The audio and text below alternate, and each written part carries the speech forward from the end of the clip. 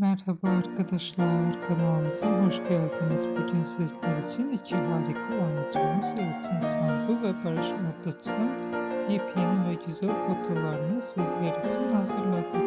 Elçin Sangu ve Barış Arduç çifti Kral Aşk dizisinde rol almış ve herkes tarafından çok beğenilmişti. Herkes onları birbirine yakıştırdıkları için biz de sizler için onların en güzel ve en özel anlarını hazırladık. Bu videoların devamı gelmesini istiyorsanız kanalımıza abone olup yorum yazmayı unutmayın.